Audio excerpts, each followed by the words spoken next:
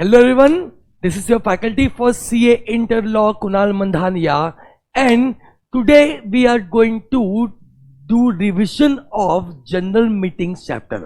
Sir exam point of view से general meeting chapter बहुत important है. इसमें बहुत सारे प्रैक्टिकल क्वेश्चंस या थ्योरी क्वेश्चन आ सकते हैं. सो हम पूरा डिटेल डिस्कशन करते हैं सारे पॉइंट्स का. एंड ये जनरल मीटिंग चैप्टर को हम 3 पार्ट में रिवाइज करने वाले हैं because it is a very big chapter and इसमें बहुत सारे पॉइंट्स इंक्लूडेड होते हैं. आई होप इट इज क्लियर. तो इसे हम 3 पार्ट में रिवाइज करने वाले हैं. आपका काम यह है स्टूडेंट्स यहां पे कि जो जो सेक्शंस मैंने पढ़ाया है उसमें आपके रिस्पेक्टिव नोट्स में जितने क्वेश्चंस है वो सॉल्व कर लो, थ्योरी साथ साथ पढ़ लो, एंड जो भी डाउट्स है आप मुझे वो रेफर कर सकते हैं. Okay, so starting with the chapter general meetings. Sir general meeting की बात करूं तो जनरल मीटिंग मतलब meeting of all the share holders.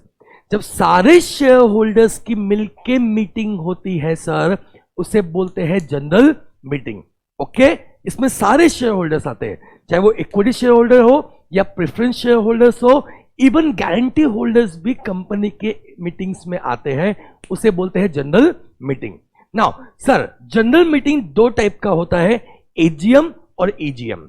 AGM is annual general meeting, EGM is extraordinary general meeting. Class एक बात समझ लो, साल में एक बार तो जनरल मीटिंग होनी ही होनी है, उसे बोलते हैं annual general meeting. Is it clear? ये साल में एक बार कंपल्सरीली होती है. नाम ही क्या है? एनुअल जनरल मीटिंग, जो एनुअली होती है. बट इमेजिन करो कोई मैटर पे आपको शेयर होल्डर से डिसीजन लेना है एंड एजीएम लेने में अभी बहुत टाइम है. ऐसे केस में सर क्या करेंगे? ऐसे केस में हम एक्स्ट्राऑर्डिनरी जनरल मीटिंग लेंगे. तो व्हाट इज ईजीएम या extraordinary general meeting? 2 annual general meeting के बीच में आपने जो भी जनरल मीटिंग कंडक्ट किया उसे हम बोलते हैं EGM, extraordinary general meeting. I hope it is clear. तो आज के लेक्चर में पहले हम देखते हैं क्लास एजीएम और EGM, annual general meeting and extraordinary general meeting. Okay, so अगर मैं बात करूं क्लास एनुअल जनरल मीटिंग की, सो एनुअल जनरल मीटिंग पे डील करता है section 96. This section is very important, आपको ये सेक्शन याद करना चाहिए. ओके, सेक्शन 96 वो बोलता है what do you mean by annual general meeting? It is that general meeting which is held once every year. हर साल में एक बार होती ही है. Therefore class we call it as annual general meeting because ये एनुअली होती है, हर साल में एक बार होती ही है. Therefore, we call it as an annual general meeting. Now, next point, sir कौन से कंपनी को एजीएम लेना पड़ेगा? एक बात समझ लो class, except OPC, 1 person company को छोड़ के, क्योंकि वहां पर्सन ही कितना है? एक बंदा है. एक बंदा मीटिंग क्या लेगा? खुद से बात करेगा, तो ये मीटिंग थोड़ी होगी, ये तो पागलपन होगा. Is it clear? ओपीसी को छोड़ के चाहे प्राइवेट कंपनी हो, पब्लिक कंपनी हो, गवर्नमेंट कंपनी हो, नॉन गवर्नमेंट कंपनी हो, स्मॉल कंपनी हो, कोई भी कंपनी हो, अगर कंपनी है तो आपको हर साल एनुअल जनरल मीटिंग लेना कंपलसरी है. ओके, सो एजीएम वो जनरल मीटिंग है जो साल में एक बार होता ही है और हर कंपनी को एजीएम कंडक्ट करना पड़ेगा. Is it clear? चलो आगे बढ़ते हैं. नाउ क्लास लॉ में टाइम लिमिट्स दी हुई है कि एजीएम कब तक होना चाहिए. इसमें 2 टाइम लिमिट दी हुई है. 1 is for first AGM, 1 is for subsequent AGM. Is it clear? First AGM मतलब जब भी कंपनी इनकॉर्पोरेट होती है उसके बाद वो जो पहला एजीएम लेती है, that is your first AGM. Now sir हमने अगर फर्स्ट एजीएम ले लिया, क्या उसके बाद हम एजीएम नहीं लेंगे? नहीं सर, हम तो हर साल एजीएम लेंगे. तो आगे के जितने भी एजीएम्स होंगे class, that will all B subsequent AGMs. आपको याद क्या रखना है? फर्स्ट एजीएम के लिए टाइम लिमिट अलग है और सब्सिक्वेंट एजीएम के लिए टाइम लिमिट अलग है. ओके, अगर मैं फर्स्ट एजीएम की बात करूं class, it should be held within 9 months from closure of first financial year. Company का जो पहला फाइनेंशियल ईयर है वो जब क्लोज होता है, सर क्लोज कब होगा? 31 मार्च को. उससे 9 महीने के अंदर पहला एजीएम हो जाना चाहिए। आई रिपीट, जो भी कंपनी का फर्स्ट फाइनेंशियल ईयर है, जब वो क्लोज होता है, वो क्लोज होने के बाद यानी 31 मार्च को क्लोज होगा, उससे 9 महीने के अंदर यानी उसी साल दिसंबर 31 के पहले आप पहला एजीएम ले सकते हैं।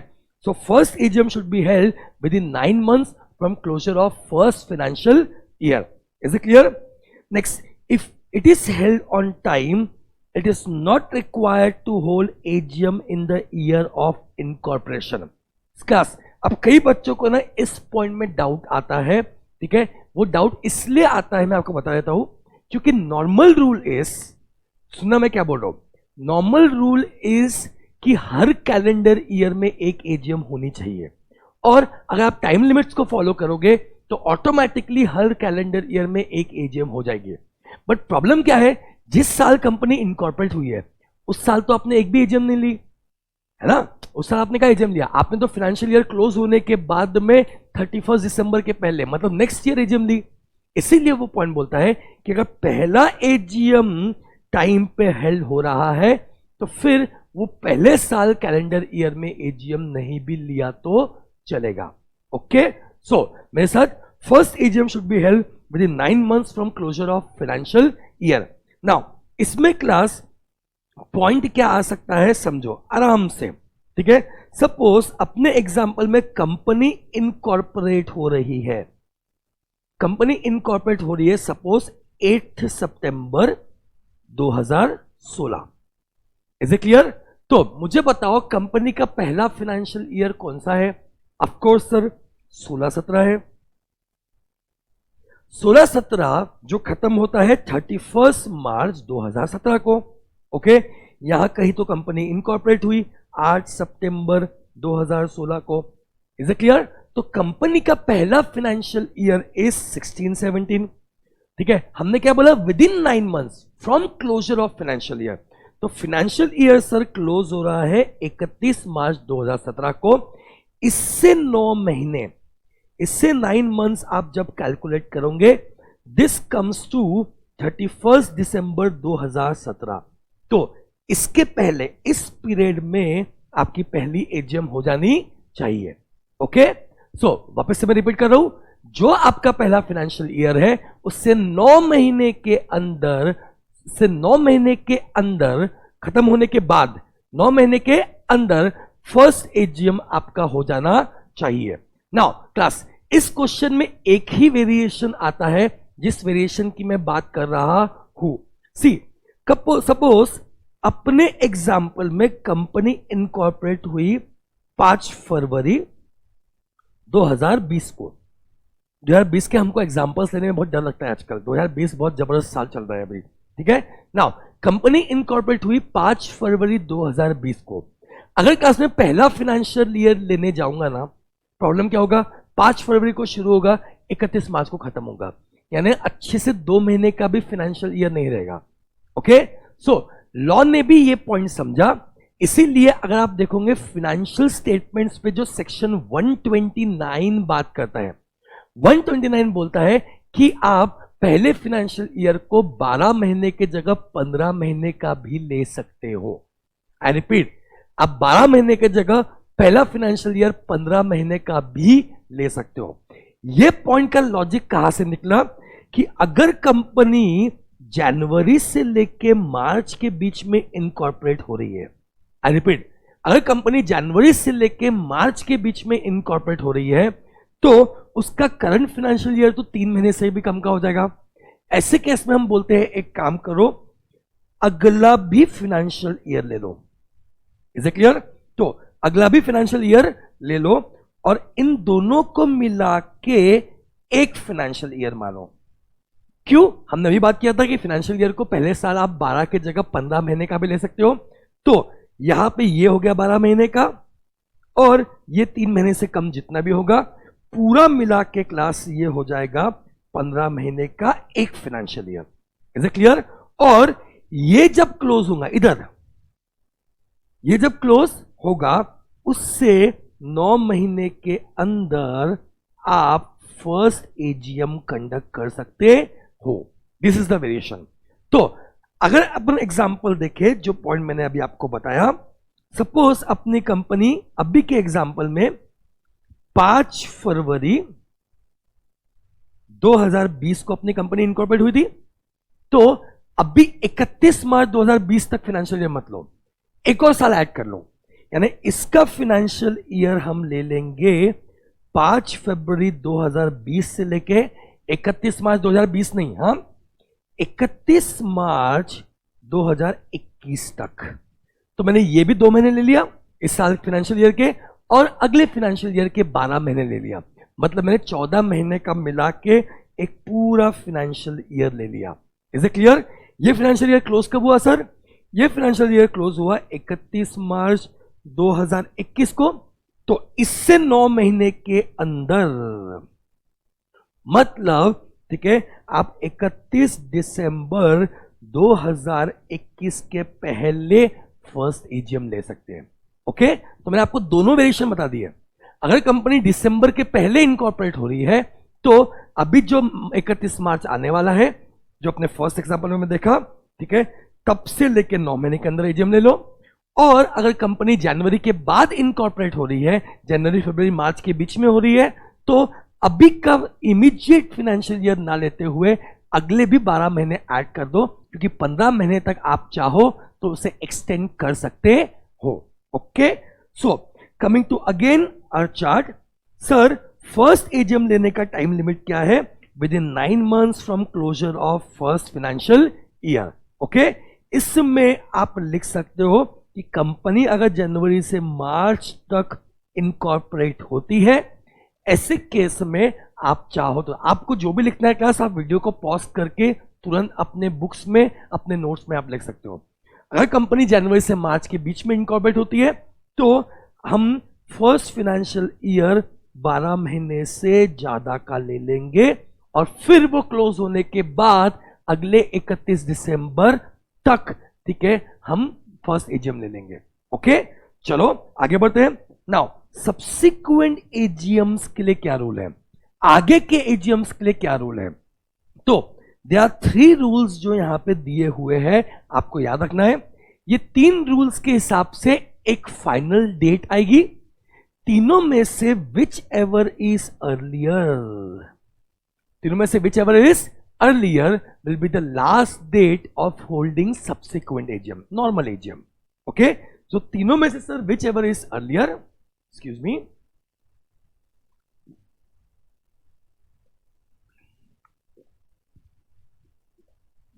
will be the last date of holding subsequent AGM।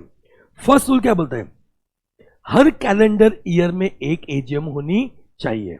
तो कैलेंडर ईयर की अगर मैं बात करूं, तो 1 जनवरी को शुरू होता है, 31 दिसंबर को खत्म होता है। इन शॉर्ट, इसका जो लास्ट डेट आएगा वो क्या आएगा? 31 दिसंबर तक आएगा। सही है ना? कैलेंडर ईयर के अंदर एजीएम हो जानी चाहिए। कैलेंडर ईयर खत्म कब होता है? 31 दिसंबर को, तो वो लास्ट डेट आ गया। सेकेंड रूल बोलता है within 6 months from closure of financial year. जो फाइनेंशियल ईयर की आपको एजीएम लेनी है, वो साल खत्म होने के बाद 6 महीने के अंदर आप उसकी एजीएम ले सकते हो। तो अगर अभी फाइनेंशियल ईयर क्लोज हुआ है, सपोज 31 मार्च 2020 अभी क्लोज हुआ ना, 31 मार्च 2020, तो उससे 6 महीने मतलब 30 सितंबर 2020, इन दोनों के बीच में आपकी इस साल की एजीएम हो जानी चाहिए। तो इससे लास्ट डेट क्या निकला सर? 30 सितंबर 2000, जो भी ईयर का होगा वो। Is it clear? 2 डेट्स अपनी निकल चुकी है। तीसरा वो बोलता है कि जो पिछली एजीएम आपने ली थी, ठीक है, पिछले एजीएम से इस एजीएम का गैप 15 महीने के ऊपर नहीं होना चाहिए। ये देखो, शुड नॉट एक्सीड 15 months। तो पिछले एजीएम से अभी की एजीएम का जो गैप है वो 15 महीने से ज्यादा नहीं होना चाहिए। अब सर इसका डेट कैसे निकालेंगे? पिछला एजीएम ले लो, उससे 15 महीने ले लो, जो डेट आएगा that will be last date of holding AGM, है ना? That will be the last date of holding AGM. Perfect, I hope it is clear. Now sir, एक कैलकुलेशन करके बताओ ताकि हमको और क्लैरिटी आए। एक बात समझो, आप जब भी कैलकुलेशन करोगे, कंडीशन नंबर 1 को मत लो। कंडीशन नंबर 2 और 3 को भी अगर आप चेक करके लास्ट डेट निकालोगे वो ऑटोमेटिकली लास्ट डेट आ जाएगी। मैं फिर से बोल रहा हूं, कैलेंडर ईयर वाले पॉइंट को लेने की जरूरत नहीं है, ठीक है। सेकेंड और थर्ड से भी अगर आप कैलकुलेट कर लोगे तो आपको लास्ट डेट आ जाएगी। फर्स्ट वाली कंडीशन ऑटोमेटिकली सेटिस्फाई हो जाती है। ओके सर, एक एग्जांपल देखते हैं, उससे हमको और क्लैरिटी आएगी कि सब्सिक्वेंट एजीएम कैसे ली जाती है।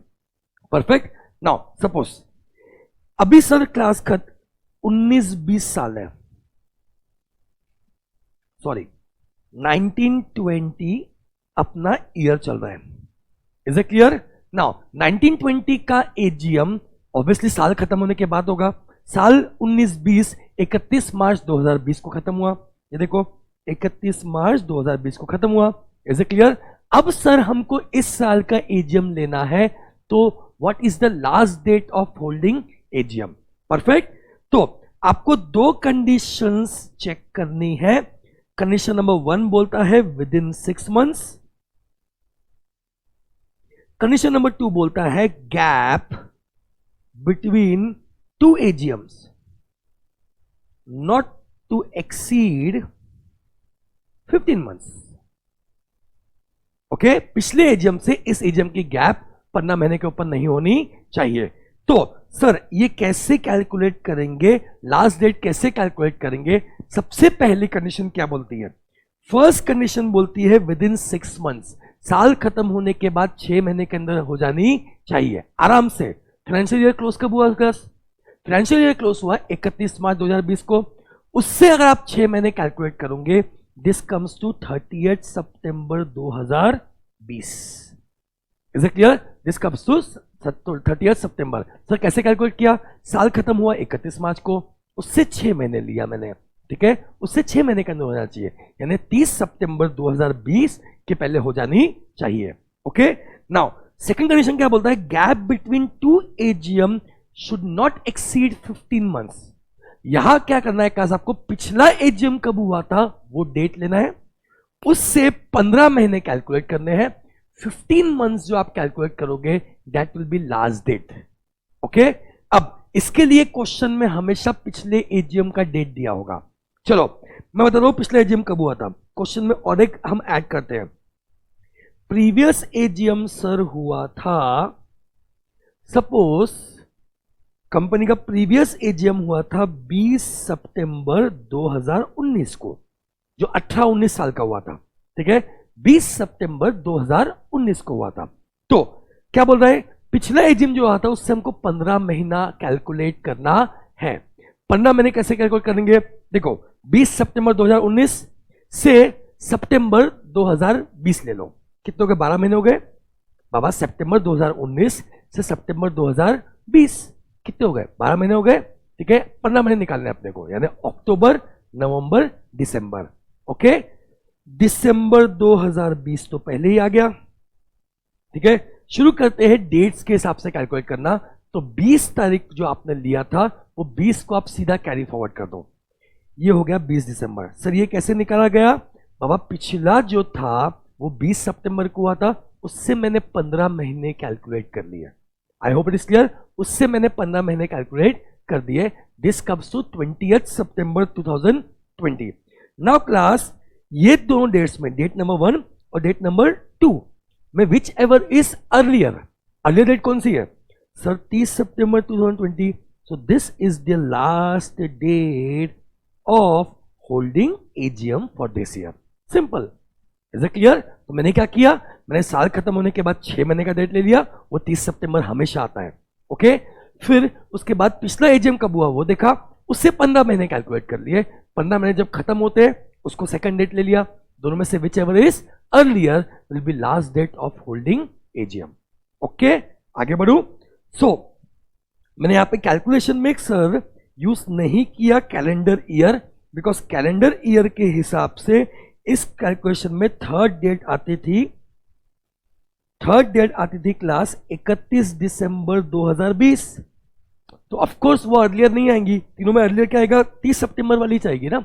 तो थर्ड वाला पॉइंट अपने नहीं लिया क्योंकि वो इममटेरियल है, पहले के 2 पॉइंट से भी अपने आंसर मिल जाते हैं। ओके, सो मैं फिर से रिपीट कर रहा हूं क्लास, थोड़ा ध्यान दीजिएगा।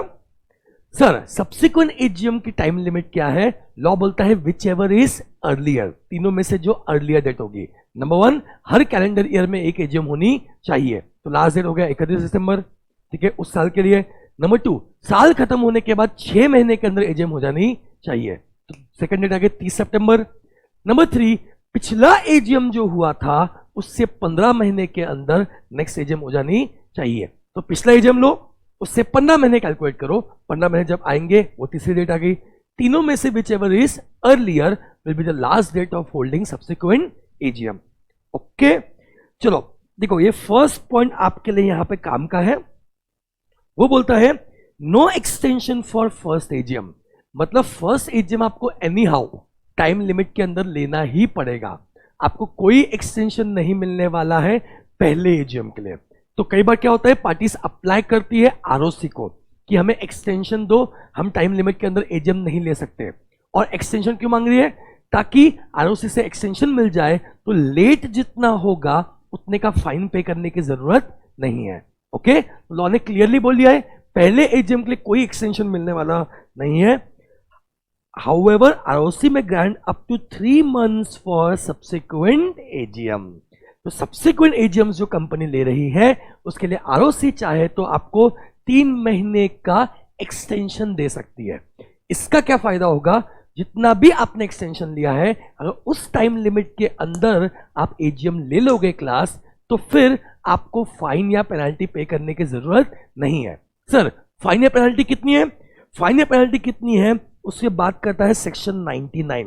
देखो एजीएम सेक्शन 96 है और फाइन और पेनल्टी पे डिस्कस करता है, ठीक है, section 99। I hope it is clear. Now ये क्या बोल रहा है कि एक तो भाई सीधा 1 लाख रुपए का फाइन लगेगा, जितना लेट लोगे 1 लाख रुपए का तो फाइन लगना ही लगना है, प्लस 5,000 रुपए per day till the default continuous, यानी 10 दिन आपने अगर डिले किया 1 लाख प्लस 10 दिन का 5,000 पर डे के हिसाब से 50,000 रुपए, यानी आपको 1.5 लाख रुपए फाइन पे करना पड़ेगा। सर क्या वो मीटिंग वैलिड रहेगी? देखो फर्स्ट पॉइंट क्या बोलता है कि आप लेट मीटिंग ले रहे हो तो मीटिंग वैलिड रहेगी, मीटिंग की कोई वॉइड नहीं होने वाली, बट इतना याद रखना कि आपको फाइन पे करना पड़ेगा, पेनल्टी पे करनी पड़ेगी। ओके, नेक्स्ट पॉइंट, अगर कंपनी मीटिंग कंडक्ट ही नहीं कर रही तो ऐसे केस में सेक्शन 97 ने पावर दिया है ट्रिब्यूनल को कि ट्रिब्यूनल भी चाहे तो एजीएम कंडक्ट करा सकता है, बस इसके लिए आपको एप्लीकेशन देना पड़ेगा। किसको सर? ट्रिब्यूनल को। ओके, आगे बढ़ू, चलो वापस से मैं रिपीट करता हूं। सर हम देख रहे थे सेक्शन 96 एजीएम का, उसमें हमने टाइम लिमिट देखा फर्स्ट एजीएम का, सब्सिक्वेंट एजीएम का, वो डिले होने पे पनिशमेंट कितनी है वो हमने देख लिया सेक्शन 99 पे। ओके, और अगर कंपनी कंडक्ट नहीं कर रहा है एजीएम तो सेक्शन 97 ने पावर दिया हुआ है किसको? ट्रिब्यूनल को, कि वो भी मीटिंग कंडक्ट करवा सकता है। आगे बढ़ू, चलो, when to conduct the AGM, AGM कब कंडक्ट होनी चाहिए? सबसे पहले बोलता है सिर्फ बिजनेस आवर्स में एजीएम कंडक्ट होनी चाहिए। ओके, तो बिजनेस आवर्स के लिए भी उन्होंने स्पेसिफाई किया है कि 9 बजे से लेके सुबह के शाम के 6 बजे तक आपने एजीएम कंडक्ट कर लेनी चाहिए। ओके, तो क्योंकि बिजनेस आवर्स कई लोगों के अलग अलग भी हो सकते हैं क्लास, इसलिए उन्होंने टाइम लिमिट दे दिया 9 बजे से लेके 6 बजे के बीच में। एक्सक्यूज मी,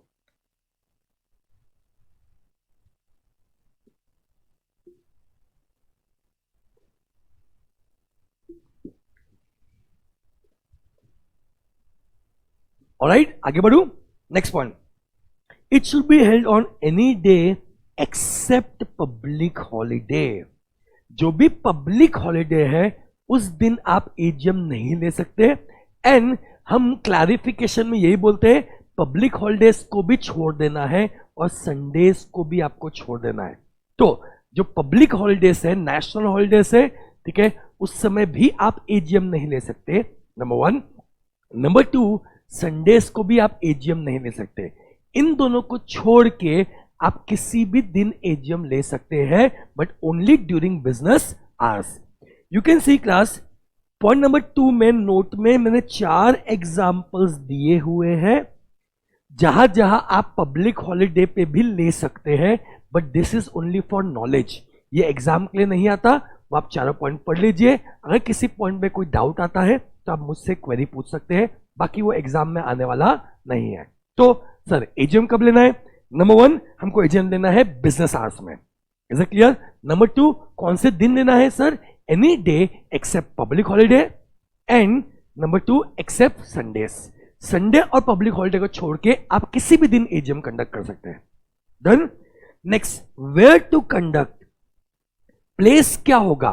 तो आंसर इज, एक तो भाई आप कंपनी के रजिस्टर्ड ऑफिस में ही एजीएम लो, ओके, कंपनी के रजिस्टर्ड ऑफिस के अंदर ही एजीएम लो, या फिर सिटी टाउन और village of registered office.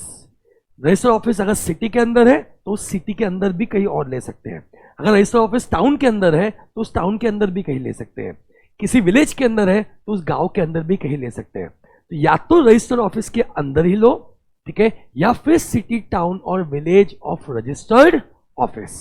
Is it clear? यानी मैक्सिमम आप बाहर भी निकल के उसी गांव के अंदर, उसी शहर के अंदर और कहीं भी एजीएम ले सकते हो। Okay, next point, this is a amendment, this is a important point जो आपको याद रखना है कि भाई अनलिस्टेड कंपनी है ना, तो वो इंडिया में कहीं भी ले सकती है, टेंशन लेने की जरूरत नहीं है। Okay, if you are a unlisted company तो आप इंडिया में कहीं भी एजीएम ले सकते हो, but with consent of all the members in advance. एक नहीं, दो नहीं, 10 नहीं, 20% नहीं, सारे मेंबर्स से पहले से कंसेंट लेना पड़ेगा। अगर सारे मेंबर्स रेडी है ना क्लास, तो इंडिया में, लेकिन इंडिया में, विदेश जाके नहीं, इंडिया में कहीं भी आप एजीएम ले सकते हो। ओके, सो हमने क्लास यहां पे देखा एजीएम का सेक्शन 96। मैं एक बार फिर से रिवाइज करा रहा हूं और मैं आगे बढ़ रहा हूं। ओके, सेक्शन 96 में हमने क्या देखा कि कंपनी की जनरल मीटिंग 2 टाइप की होती है, annual general meeting and extraordinary general meeting. Annual general meeting वो जनरल मीटिंग है जो हर साल में एक बार होती है। 2 एनुअल जनरल मीटिंग के बीच में आपने जो भी जनरल मीटिंग लिया, that will be called as extraordinary general meeting. Sir AGM कौन से कंपनी को लेना कंपलसरी है? The answer is all the companies. अगर कंपनी है एक्सेप्ट ओपीसी, आपको हर कंपनी में एजीएम कंडक्ट करना पड़ेगा। सर टाइम लिमिट कितनी है? तो आंसर इज, फर्स्ट एजीएम के लिए अलग टाइम लिमिट है एंड सब्सिक्वेंट एजीएम के लिए अलग टाइम लिमिट है। फर्स्ट एजीएम के time limit is, it should be held within 9 months from closure of first financial year. Is it clear?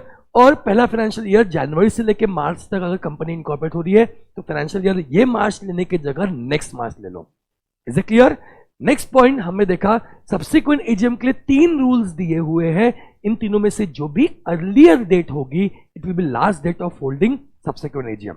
Number 1, साल खत्म होने के 6 महीने के अंदर हो जानी चाहिए। नंबर 2, पिछले एजीएम से अभी एजीएम का गैप 15 महीने के ऊपर नहीं होना चाहिए। Is it clear? नंबर 3, हर कैलेंडर ईयर में एक एजीएम होनी चाहिए, whichever is earlier will be the last date of holding subsequent AGM. आगे बढ़े, हमने देखा कि लेट लिया सर तो मीटिंग वॉइड नहीं होगी, मीटिंग तो वैलिड रहेगी, बट आपको क्या करना पड़ेगा? फाइन या पेनल्टी पे करनी पड़ेगी। फाइन या पेनल्टी कितनी है? नंबर 1, 1 लाख रुपए प्लस 5,000 रुपए per day till the default continues. ये बोलता है सेक्शन 99। सेक्शन 97 बोलता है कि अगर कंपनी मीटिंग कंडक्ट ही नहीं कर रहा, ऐसे केस में what you can do is, आप ट्रिब्यूनल को अप्लाई करो, ट्रिब्यूनल मीटिंग कंडक्ट करेगा। एक्सटेंशन की यहां बात करूं तो पहले एजीएम के लिए कोई एक्सटेंशन मिलने वाला नहीं है। सब्सिक्वेंट एजीएम के लिए आप आरओसी को अप्लाई करो, अगर आरओसी खुश होती है आपके रीजन से तो आपको मैक्सिमम 3 महीने तक का एक्सटेंशन दे सकती है। नाउ सर एजीएम कब कंडक्ट होगा? अगर मैं टाइम की बात करूं तो बिजनेस आवर्स में 9 बजे से लेकर 6 बजे के बीच में। अगर मैं दिन की बात करूं तो एनी दिन, any day except Sunday and public holiday. अगर मैं प्लेस की बात करूं तो रजिस्टर ऑफिस के अंदर, इज इट क्लियर, या उसी सिटी टाउन या विलेज के अंदर। सर अनलिस्टेड कंपनी को ऑप्शन है कि आप इंडिया में कहीं भी ले सकते हो, बट सारे मेंबर्स ने कंसेंट देना चाहिए, that to in advance. Okay, this was all about AGM. देखो तीसरा पॉइंट क्या बोलता है, गवर्नमेंट कंपनी में convene its AGM at any place. Government company को भाई एग्जामिशन है, तुम जहां चाहो वहां एजीएम ले सकते हो, बट आपको पहले अप्रूवल लेना पड़ेगा, किसका? सेंट्रल गवर्नमेंट का। ओके, तो this was annual general meeting. Questions और थ्योरी आप पढ़ोगे, चाहे आप अपने नोट से पढ़ो, आप अपने मॉड्यूल से पढ़ो, सारे पॉइंट्स कवर हो रहे हैं कि नहीं वो चेक करो। कोई भी डाउट आता है you can ask me those doubts. Okay, now next point is extra ordinary general meeting. Class नाम से समझता है ये जनरल मीटिंग तो है लेकिन ये एक्स्ट्रा ऑर्डिनरी है। सर ये एक्स्ट्रा ऑर्डिनरी क्यों है? बिकॉज हर साल ये होगी कि नहीं उसकी गारंटी नहीं है। देखो हर साल एजीएम होगी, ठीक है, बट सपोज कोई इंपॉर्टेंट या अर्जेंट मैटर है जिसमें हम एजीएम तक वेट नहीं कर सकते, बट हमको सारे शेयर होल्डर्स का उस पर डिसीजन लेना है, तो एक काम करो, आप ईजीएम ले लो, एक्स्ट्रा ऑर्डिनरी जनरल मीटिंग ले लो। ओके, तो सर ईजीएम क्या होता है? Any general meeting between two AGM is called as EGM. दो एनुअल जनरल मीटिंग के बीच में जो भी आपने जनरल मीटिंग लिया that is called as EGM, extraordinary general meeting. Sir second point क्या बोलता है? ये कंपलसरी नहीं है। क्लास एजीएम कंपलसरी है, ईजीएम कंपलसरी नहीं है। Is it clear? ईजीएम तो एक्स्ट्रा ऑर्डिनरी पर्पस के लिए है, अर्जेंट मैटर्स के लिए है, जब जरूरत पड़ी तब लेंगे, अगर जरूरत नहीं पड़ी तो लेने की जरूरत नहीं है। Next point, this is required, logic लिखा हुआ है, जहां हमको शेयर होल्डर्स से वोट लेना है सर, और एजीएम को अभी टाइम है, तो एक काम करो ईजीएम कंडक्ट कर लो। ओके, चलो आगे बढ़ते हैं।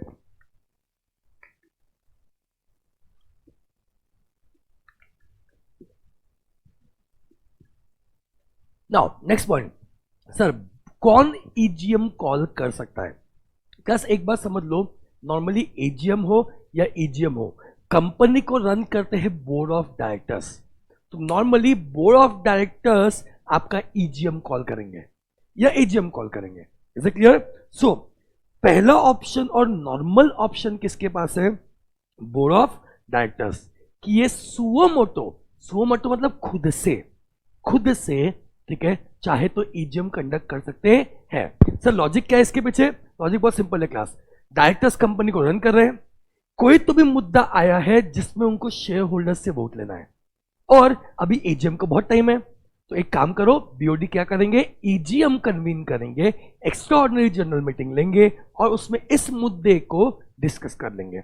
ओके, नॉर्मली कौन करता है? Board of directors suo motu.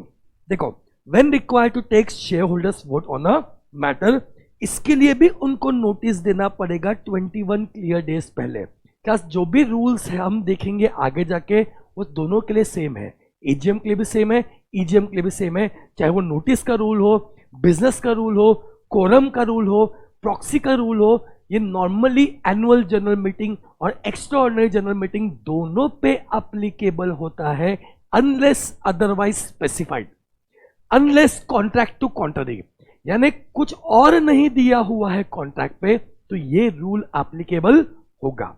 Okay, चलो अब sir BOD on requisition of member, तो अभी भी कॉल कौन कर रहा है? बीओडी, बट अगर मेंबर्स रिक्वेस्ट करते हैं तो, मतलब सर बोलने का मतलब क्या है?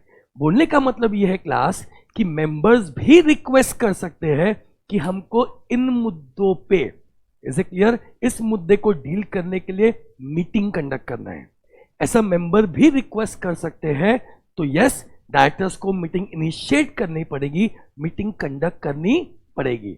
ओके, नाउ इसके लिए रूल क्या है थोड़ा सा ध्यान देते हैं। देखो रूल क्या है, पहले तो क्लास कि कितने लोग रिक्वेस्ट करेंगे, लॉ ने रूल बनाया कि कम से कम इतने लोगों ने रिक्वेस्ट करना चाहिए ताकि टाइम पास ना हो, किसी एक मेंबर ने हाथ खड़ा किया बोले चलो ईजीएम खेलते हैं, ऐसा नहीं चलेगा। Is it clear? कम से कम रिक्वायर्ड लोगों ने रिक्वेस्ट करना चाहिए। नाउ सर रिक्वायर्ड लोग कितने हैं? At least 1/10 of the total paid up capital और 1/10 of the total voting rights. जब भी क्लास इस टाइप का आपको लॉ देखे ना, एक बार समझ जाना, ये जो होता है वो कंपनी लिमिटेड बाय शेयर्स के लिए होता है, और ये जो होता है वो कंपनी लिमिटेड बाय गारंटी के लिए होता है। क्योंकि गारंटी वाली कंपनी में पेड अप कैपिटल नहीं होता ना, इसलिए गारंटी वाली कंपनी में वो क्या कर देते हैं, वोटिंग राइट्स के हिसाब से होते हैं। ओके, तो कम से कम इतने लोगों ने रिक्वेस्ट करनी चाहिए। इतने मतलब कितनी, 1/10 of total paid up capital और 1/10 ऑफ टोटल वोटिंग राइट्स, इतने लोगों ने सर रिक्वेस्ट करना चाहिए। आगे बढ़ू, अब ये रिक्वेशन कैसे करेंगे, देखो, file requisition with the company sign by requisitionist with the matter. आपको मैटर बताना पड़ेगा, कौन से मैटर पे आप मीटिंग कंडक्ट कर रहे हो, वो मैटर बताना पड़ेगा। आगे क्या बोलता है class, reason is not required.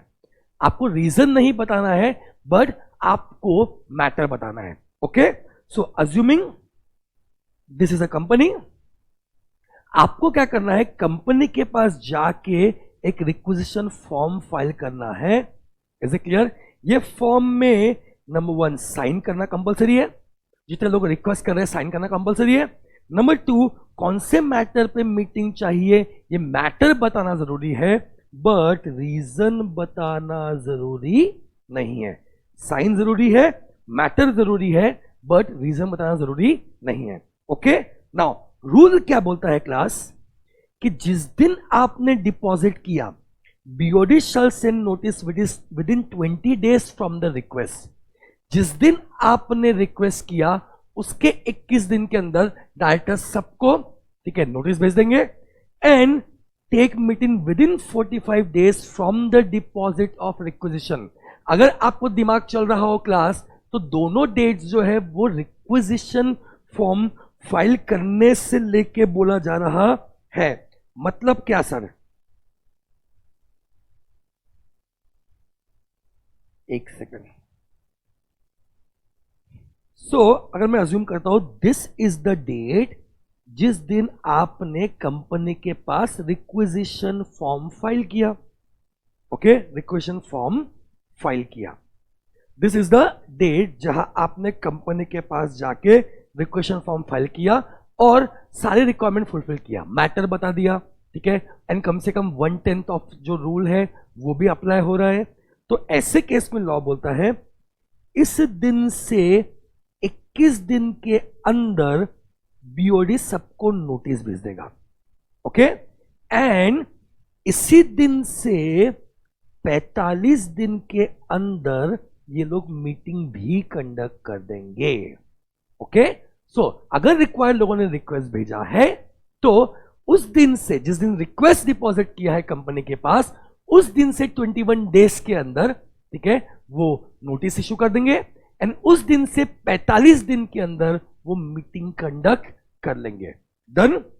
आगे का लॉ क्लास देखो बहुत शानदार है, वो बोलता है कि रिक्वेजिशनिस्ट खुद भी मीटिंग ले सकते हैं। मतलब बीओडी अगर मीटिंग लेने नहीं दे रहा तो रिक्वेजिशनिस्ट खुद भी मीटिंग कंडक्ट कर सकते हैं। कब? जो क्या बोलता है, if BOD fails to conduct on their request, उन्होंने वैलिड रिक्वेस्ट दिया था, उसके बाद भी अगर बीओडी ईजीएम कंडक्ट नहीं कर रहा, ऐसे केस में, ठीक है, 3 महीने के अंदर, और ध्यान देना again from the date of deposit of requisition form, again from the date of deposit of requisition form. यानी सर हमने बराबर नोटिस भेजा था, बीओडी ने उससे 45 डेज के अंदर मीटिंग कंडक्ट कर लेना चाहिए था, बट अगर उन्होंने मीटिंग कंडक्ट नहीं किया तो इस दिन से 3 महीने के अंदर, मतलब लॉजिकली अगर मैं बात करूं तो यहां से लेके यहां तक के टाइम के अंदर वो लोग मीटिंग कंडक्ट करेंगे। और लॉजिकली बात करो तो करीब 45 डेज उनके पास अभी भी है, ठीक है। इसके बीच में वो लोगों को नोटिस भी भेजेंगे और मीटिंग भी कंडक्ट करेंगे। एंड लॉ बोलता है वो मीटिंग ऐसे कंडक्ट करेंगे जैसे कंपनी नॉर्मली मीटिंग कंडक्ट करती है। सारे रूल्स फॉलो करना पड़ेगा, नोटिस देना पड़ेगा, ठीक है, कोरम, प्रॉक्सी, सारे रूल्स फॉलो करना पड़ेगा। एंड जो जो आप रेजोल्यूशन पास करोगे वो मीटिंग के अंदर, those will be valid resolution. Is it clear? दूसरी खास बात कि बेचारे रिक्वेजिशनिस्ट को यहाँ पे खर्चा भी तो आएगा, ठीक है, क्योंकि मीटिंग कंडक्ट कर रहे हैं, सबको नोटिस भेजेंगे, फिर वो हॉल बुक करना पड़ेगा, एसी, खाना पीना सब खर्चा आएगा। ये पूरा खर्चा वो लोग कंपनी से रिकवर कर सकते हैं एंड कंपनी को उन्हें ये खर्चे को इंडेमनीफाई करना पड़ेगा। ये कंपनी को उन्हें ये खर्चा पे करना पड़ेगा। ओके, आगे बढ़ू। मैं फिर से एक बार रिपीट कर देता हूं कि वैसे तो बीओडी खुद भी मीटिंग कंडक्ट कर सकते हैं, यस सर। नंबर 2, रिक्वेजिशनिस्ट चाहे तो वो रिक्वेस्ट कर सकते हैं कि हमें इस मुद्दे पे मीटिंग चाहिए, इज इट क्लियर? तो उस मुद्दे पे फिर वो मीटिंग कंडक्ट करेंगे। इसके लिए रूल क्या है कि आपको रिक्वायर्ड लोगों ने रिक्वेस्ट करना चाहिए, मैटर बताना जरूरी है, रीजन बताना जरूरी नहीं है। ये मैं इसलिए बोल रहा हूं बिकॉज इस पे क्वेश्चन आ चुका है। ओके, मैटर बताना जरूरी है, आपको रीजन बताना जरूरी नहीं है। जिस दिन आपने डिपॉजिट किया ये रिक्वेजिशन फॉर्म दिख रहा है, उस दिन से 21 डेज के अंदर बीओडी नोटिस भेज देगा, उस दिन से 45 डेज के अंदर मीटिंग कंडक्ट कर देगा। बट अगर 45 दिन के अंदर मीटिंग कंडक्ट नहीं किया तो रिक्वेजिशनिस्ट तुम चाहो तो खुद भी मीटिंग कंडक्ट कर सकते हो, ठीक है। तुम्हें करना पड़ेगा इस दिन से 3 महीने के अंदर, इस दिन से 3 महीने के अंदर आप खुद मीटिंग कंडक्ट कर सकते हो, यानी आपके पास एडिशनली 45 डेज है मीटिंग कंडक्ट करने के लिए। ओके, चलो सर आगे बढ़ते हैं। Next issue is time of EGM, ठीक है। एजीएम में अपन टाइम देखा था बिजनेस आवर्स के अंदर, ये बोलता है सेम लाइक एजीएम, यानी ईजीएम भी बिजनेस आवर्स के अंदर ही होनी चाहिए सर। नेक्स्ट पॉइंट ये बोलता है प्लेस ऑफ एजीएम। तो आपको पता होगा एजीएम तो हमने बोला रजिस्टर ऑफिस के अंदर ही लो या उसी सिटी टाउन या विलेज के अंदर लो। ईजीएम को लेके क्लास ऐसा कोई टेंशन नहीं है, एंड इस पर प्रैक्टिकल क्वेश्चन आ चुका है एग्जाम में। Okay, EGM can be held anywhere in India, India के अंदर कहीं भी इंडियन कंपनी ईजीएम ले सकती है, कोई टेंशन नहीं है। Okay, this is section 100, section 100। आगे बढ़ता हूं। अगर कंपनी डिफॉल्ट कर रही है इन होल्डिंग ईजीएम तो ऐसे केस में आप ट्रिब्यूनल को अप्लाई कर सकते हो, एनसीएलटी को अप्लाई कर सकते हो, एंड एनसीएलटी भी आपका मीटिंग कंडक्ट करवा सकता है, and this is section 98 class. Okay, so हमने बात की अभी एजीएम की, हमने बात किया ईजीएम की, और आपको ध्यान होगा तो अभी हमने साथ साथ 4 सेक्शन कंप्लीट कर लिए, 96, 97, 98, 99, 100। ओके, 96 बात करता है एजीएम की, एनुअल जनरल मीटिंग। 97 जो अभी हमने देखा था, ठीक है, 97 बात करता है ट्रिब्यूनल का power in conducting AGM. Okay, 98 बात करता है, अब भी अपन ने देखा ट्रिब्यूनल का power in conducting EGM. 99 punishment की बात करता है if you fail to conduct AGM, and section 100 बात करता है क्लास किसके बारे में, ईजीएम, एक्स्ट्राऑर्डिनरी जनरल मीटिंग। याद रखना क्लास, जनरल मीटिंग चैप्टर अगर आप डील कर रहे हो तो आपको सारे सेक्शंस भी याद करने पड़ेंगे, बिकॉज इनके बहुत सारे प्रैक्टिकल क्वेश्चंस भी एग्जाम में आते हैं। ओके, चलो, तो हमने एजीएम कंडक्ट कर लिया, ईजीएम कंप्लीट कर लिया। अब हम डील करते हैं very very very important topic जिसमें एग्जाम में कई बार क्वेश्चन आता है क्लास, जिसका नाम है नोटिस, सेक्शन 101 जिसका नाम है notice. Okay, so class let us discuss with a very very important section जो एग्जाम में कई बार आता है, जिसकी बात कर रहे हैं हम, नोटिस, जिस पे डील करता है sir section 101 of companies act.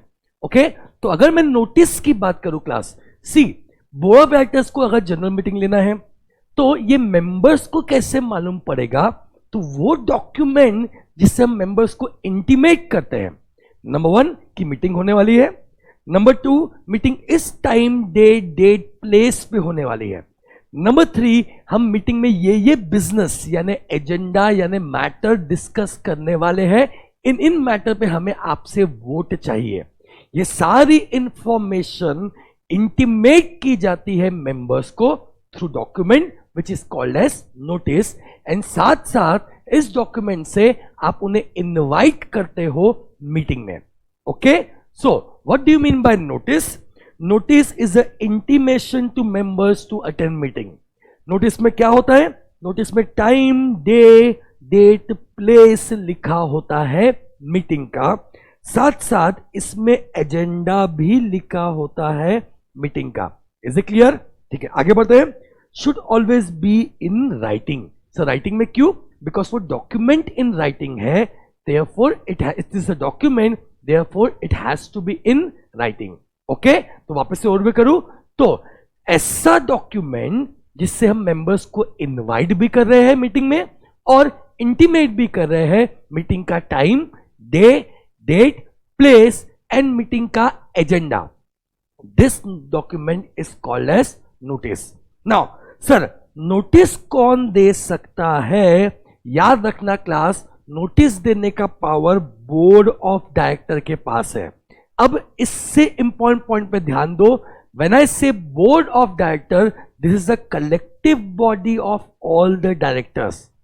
तो अगर एग्जाम में क्वेश्चन आता है कि मैनेजिंग डायरेक्टर ने नोटिस इशू कर दिया, क्लास मैनेजिंग डायरेक्टर सिर्फ एक डायरेक्टर है, पूरे बोर्ड ने मिलके नोटिस इशू करना चाहिए। ठीक है, अकेला कोई डायरेक्टर नोटिस इशू नहीं कर सकता। Number one.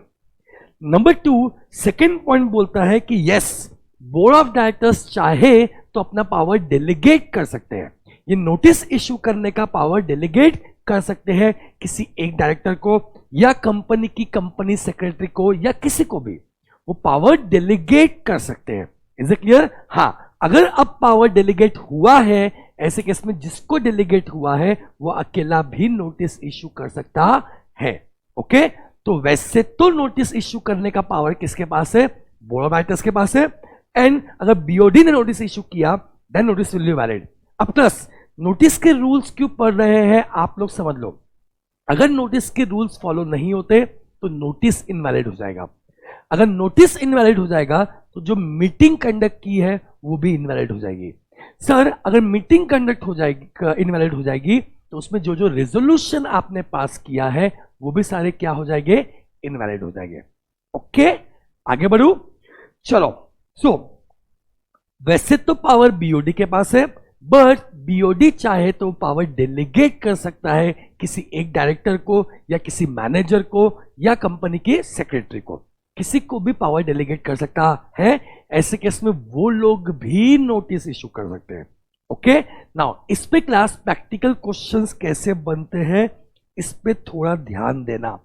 ठीक है, अगर एग्जाम में क्वेश्चन आया कि कंपनी के सेक्रेटरी ने नोटिस इशू कर दिया without delegation of power by board of directors, तो क्या वो नोटिस वैलिड होगा कि इनवैलिड होगा?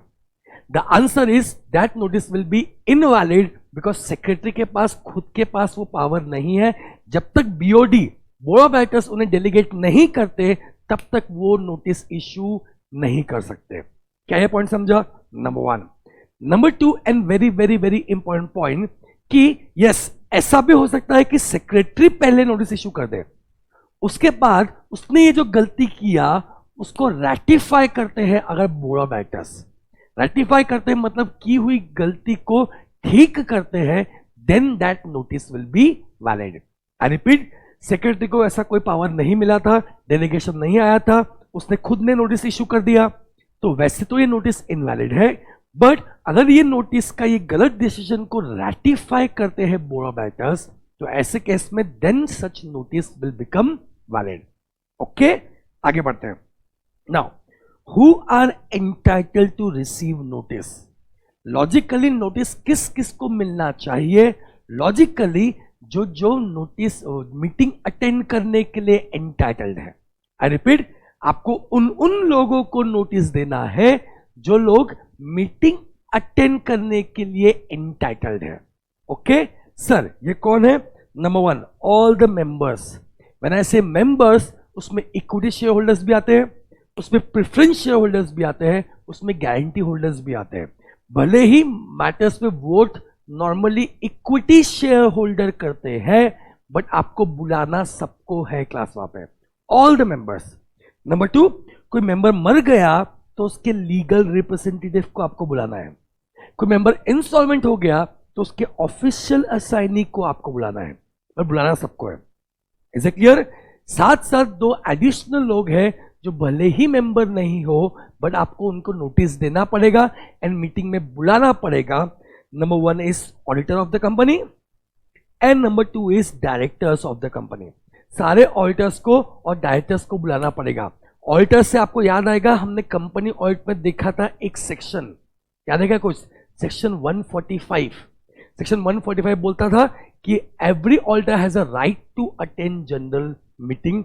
उसे नोटिस मिलना चाहिए, जनरल मीटिंग वो अटेंड कर सकता है और ये राइट भी है और उसकी ड्यूटी भी है. ओके, चलो आगे बढ़ते हैं. तो नेक्स्ट पॉइंट, नोटिस किस किसको देना चाहिए? Number 1 all the members. Members मर गए तो उनके एलआर को देना चाहिए. मेंबर्स इंसॉल्वेंट हो गए तो उनके ऑफिशियल रिसीवर या ऑफिशियल असाइनी को देना है. साथ साथ 2 लोगों को और देना है. Number 1 auditor of the company. Auditor मतलब कौन सा auditor? Statutory auditor. Is it clear? And number 2 all the directors of the company. आगे बढ़ते हैं. सर टाइम लिमिट कितना होगा नोटिस भेजने का? इस पे क्लास एग्जाम में बहुत सारे क्वेश्चंस आते हैं. ओके, टाइम लिमिट कितना होगा नोटिस देने का? इसी को हम बोलते हैं लेंथ ऑफ नोटिस. तो लेंथ मतलब साइज ऑफ नोटिस नहीं बोलता, लेंथ मतलब टाइम लिमिट ऑफ नोटिस बोलता है. लेंथ ऑफ टाइम की बात करता है. तो लॉ क्या बोलता है क्लास? बहुत ध्यान देना, this is a very important point. Law बोलता है मीटिंग से एटलीस्ट 21 क्लियर डेज पहले नोटिस पहुंच जाना चाहिए. आई रिपीट, मीटिंग से कम 21 क्लियर डेज पहले नोटिस पहुंच जाना चाहिए. अब सर क्लियर डेज मतलब क्या होता है? ठीक है, तो याद रखना 21 clear days as per law is actually normally, ठीक है, 25 नॉर्मल डेज. ओके, आपको ये लिखना नहीं है एग्जाम में, बट मैं आपको समझा रहा हूं कैलकुलेशन कैसे होता है. ओके, सो 21 क्लियर डेज मतलब 25 डेज. सर ये क्लियर डेज कैसे कैलकुलेट करेंगे, ये क्लियर डेज कैसे निकालेंगे? तो क्लास रूल इज जिस दिन नोटिस दिया उसे छोड़ दो, छोड़ दो, वो काउंट मत करो. जिस दिन मीटिंग है उसे काउंट मत करो. जिस दिन नोटिस दिया उसे काउंट मत करो. जिस दिन मीटिंग दिया, मीटिंग लिया, लेने वाले हैं, उसे काउंट मत करो. और अगर पोस्ट से भेजा है नोटिस तो हम अज्यूम करते हैं कि 48 आवर्स यानी 2 दिन लगते हैं पोस्ट से भेजने पे, उसको भी छोड़ दो. यानी जिस दिन नोटिस दिया उसको छोड़ दो, जिस दिन मीटिंग कंडक्ट किया उसको छोड़ दो. Is it clear? एंड 2 दिन और पोस्ट के छोड़ दो. उसके बाद जो बीच के दिन है कम से कम 21 दिन का गैप होना चाहिए, तब जाके वो नोटिस क्या होता है? वैलिड होता है. सर क्या बोलना चाह रहे हो? देखो आराम से class. So suppose time limit की बात कर रहा हूं. This is the date of sending notice. Date, yes. This is the date of meeting. Date of sending notice and date of meeting. I hope it is clear. ठीक है, तो आप जब कैलकुलेट करोगे कि कम से कम बीच में, इन दोनों के बीच में 21 क्लियर डेज का गैप आ रहा है या नहीं, याद रखना इसको आपको पहले तो एक्सक्लूड करना है, इसको गिनना ही नहीं है. यानी नेक्स्ट डे से गिनना शुरू करना है, इसको गिनो ही मत आप. नेक्स्ट इसको एक्सक्लूड कर दो, मीटिंग के डेट को भी आप नहीं गिनोगे. Is it clear? एंड बीच के जितने दिन आते हैं, जितने भी डेज आते हैं, उसमें से 2 दिन और माइनस कर दो पोस्ट के, अगर पोस्ट से भेजा है तो. अगर पोस्ट से नहीं भेजा है तो ऐसे केस में फिर आप ये 2 दिन माइनस नहीं करोगे. ओके, इनके बाद जितने डेज बचते हैं ये डेट कम से कम 21 होना चाहिए. ज्यादा हो तो अच्छी बात है. तो लॉजिक ये है कि दोनों के बीच का जो गैप है, ये दोनों के बीच का जो गैप है क्लास, ये कम से कम 21 दिन का होना चाहिए. At least 21 clear days before the meeting. Clear days कैसे निकलते हैं सर? जिस दिन मीटिंग लिया उसे छोड़ दो, जिस दिन नोटिस दिया उसे छोड़ दो, और पोस्ट से भेजा है तो 2 दिन और माइनस कर दो. उसके बाद कम से कम आपके हाथ में 21 डेज बचे होने चाहिए.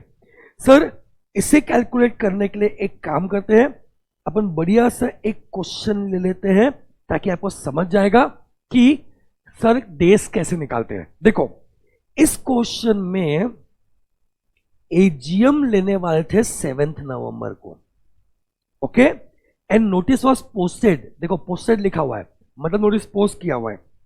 सो नोटिस वॉज पोस्टेड ऑन 16/10, 16/10, ये ईयर में कुछ गड़बड़ी है, ठीक है, 16/10।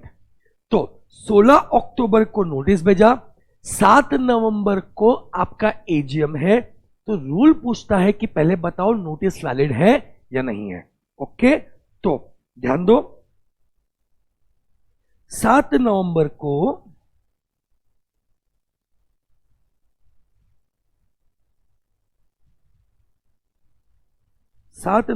को आपका मीटिंग है और आपने, एक बार चेक करता हूं मैं डेट, आपने 16 अक्टूबर को नोटिस भेजा है, 16 अक्टूबर को नोटिस भेजा है। Is it clear? क्वेश्चन ये पूछ रहा है क्या ये नोटिस वैलिड है या नहीं है। ओके, सो क्लास अपन गिनना शुरू करते हैं, दोनों के बीच का टाइम गिनना शुरू करते हैं। 16 अक्टूबर से लेके 7 नवंबर तक के डेट को गिनना शुरू करते हैं। ओके, सो क्या मैं 16 लूंगा बाबा, क्या मैं 16 लूंगा, 16 अक्टूबर लूंगा, ठीक है, नहीं, क्या बोला, 21 क्लियर डेज निकालने हैं। तो पहले तो इस डेट को आप मत लिख लो, इस डेट को आप मत लो, इज इट क्लियर, और कैलकुलेट करो। तो मैं कैलकुलेट करना शुरू करता हूं 17 से, 17 अक्टूबर है यानी 31 डे से, 17, 18, 19, 20, 21, 22, 23, 24, 25, 26, 10 दिन हो गए, 27, 28, 29, 30, 31, 1, 2, 3, 4, 5, सर 6 लूंगा, यस 6, सर 7 लूंगा, नहीं, डेट ऑफ मीटिंग छोड़ देना है आपको। तो जो मैंने अपने हाथ से कैलकुलेट किया, इससे अभी तो आ रहे हैं सर 21 डेज, बट रुको, आपने पोस्ट का डेज माइनस किया क्या? नहीं सर, 2 दिन माइनस नहीं किया, तो एग्जैक्टली कितने दिन का डिफरेंस आ रहा है? 19 दिन का। और मैंने क्या बोला था कि कम से कम 21 डेज बीच में होने चाहिए। ओके, सो ऐसे केस में क्या ये नोटिस वैलिड है? The answer is no, this notice is not valid. Is it clear? क्यों? एटलीस्ट 21 डेज का वो रिक्वायरमेंट फुलफिल नहीं कर रहा, तो this notice is not valid, number 1। Number 2, sir यानी डेज कम है बीच के, तो इसे क्या बोलते हैं? Such notice is called as shorter notice, such notice is called as class shorter notice. तो सर ऐसा कोई प्रोविजन नहीं है जिससे वैलिड हो सकता है? यस क्लास, वैलिड हो सकता है। शॉर्टर नोटिस भी वैलिड हो सकता है अगर रिक्वायर्ड कंसेंट मिल जाए। आई रिपीट, शॉर्टर नोटिस भी वैलिड हो सकता है अगर रिक्वायर्ड कंसेंट मिल जाए, अगर रिक्वायर्ड कंसेंट मिल जाए। सर रिक्वायर्ड कंसेंट कितना होगा? ये देखो, at least 95% of the paid up share capital और at least 95% of the voting powers. अगर इतने लोगों ने कंसेंट दे दिया कि भाई ठीक है, हमको पता है 21 दिन नहीं बचे हुए, फिर भी हमें चलता है, अगर इतने लोगों ने कंसेंट दे दिया, कितना? 95% of the total paid up capital, यानी जितने लोगों के पास टोटल पेड अप कैपिटल है उसमें से 95% of the paid up capital इतने लोगों ने कंसेंट दे दिया, या 95% ऑफ द वोटिंग राइट्स, इतने लोगों ने क्लास अगर कंसेंट दे दिया, तो even shorter notice will be valid.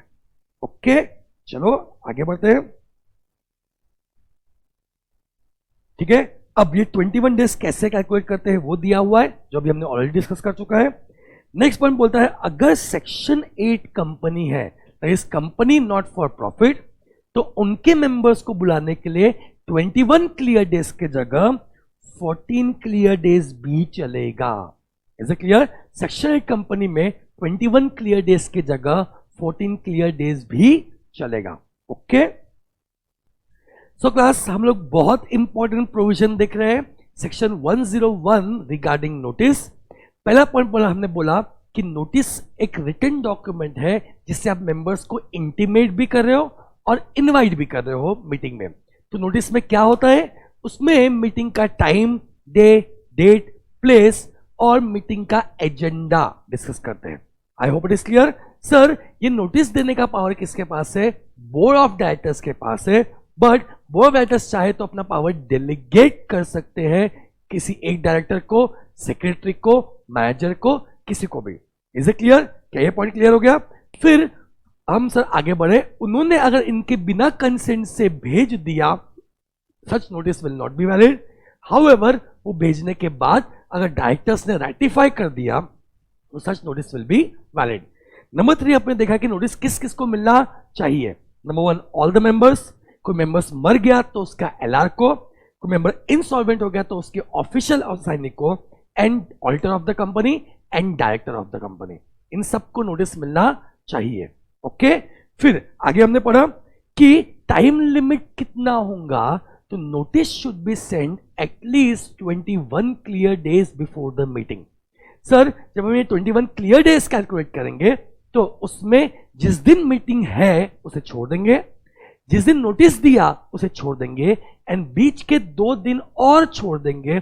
उसके बाद इनके हाथ में कम से कम 21 डेज होने चाहिए। ओके, तब जाके नोटिस वैलिड होगा। कम से कम, ज्यादा हो तो अच्छी बात है, कम से कम। ओके, सेकेंड और एक इंपॉर्टेंट पॉइंट हमने ये देखा सर कि सेक्शन 8 कंपनी में ये 21 क्लियर डेज के जगह 14 क्लियर डेज का ही प्रोविजन है। ओके, चलो फिर आगे बढ़ते हैं हम लोग। नेक्स्ट पॉइंट इस नोटिस सर्व कैसे करेंगे सर, नोटिस कैसे देंगे sir. Okay, rule is notice serve करने के लिए आपको section 20 serving of documents, section 20 of companies act को फॉलो करना पड़ेगा। नाउ सेक्शन 20 क्या बोलता है सर? नंबर 1, आप बाय पोस्ट भी भेज सकते हैं, बाय रजिस्टर्ड पोस्ट भी भेज सकते हैं, बाय स्पीड पोस्ट भी भेज सकते हैं, बाय कुरियर भी भेज सकते हैं, सामने वाले पर्सन के एड्रेस में जाके बाय हैंड भी दे सकते हैं, और इलेक्ट्रॉनिक मोड में यानी ईमेल भी कर सकते हैं। बट आपको कैसे नोटिस भेजना है वो आपके आर्टिकल्स ऑफ एसोसिएशन में लिखा होना चाहिए। आपको कैसे नोटिस सेंड करना है वो आपके एओए यानी आर्टिकल्स ऑफ एसोसिएशन में लिखा होना चाहिए। ओके, नाउ क्लास इसमें 3 इश्यू आते हैं, ध्यान देना। देखो इस केस में इस केस में नंबर 1, इस केस में नंबर 2, ठीक है, 2 इश्यू पकड़ लो अभी। ओके, तो इश्यूज क्या आते हैं? नंबर 1, जिनको नोटिस मिलना चाहिए था अगर उनको, कुछ लोगों को गलती से नोटिस नहीं मिला, इज इट क्लियर? नंबर 2, ठीक है, सामने वाले ने नोटिस सर्व करने के लिए आपको एक्स्ट्रा पैसा पे किया कि आप ऑर्डिनरी पोस्ट से करते हो, हमें स्पीड पोस्ट से करो। ओके, ऐसे केस में इट इज अलाउड कि हम पैसा लेके उनको उनके हिसाब से दे सकते हैं। बट आप भूल गए, किसी रीजन से छूट गया आपके हाथ से, तो पॉइंट समझो, कुछ लोगों को नहीं मिला या जिससे पैसे लेके उनको अलग तरीके से पोस्ट करना चाहिए था, आप पोस्ट नहीं कर पाए। सर, क्या नोटिस इनवैलिड हो जाएगा? क्या मीटिंग की प्रोसीडिंग्स इनवैलिड हो जाएगी? The answer is no, if it is accidental omission.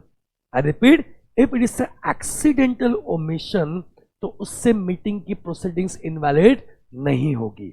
तो एग्जाम में क्वेश्चन आएगा कि 10 लोगों को नोटिस नहीं मिला, इज इट क्लियर? आप बोलोगे कि नोटिस इनवैलिड नहीं होगा, एक्सीडेंटल ओमिशन बोल के हम बच सकते हैं।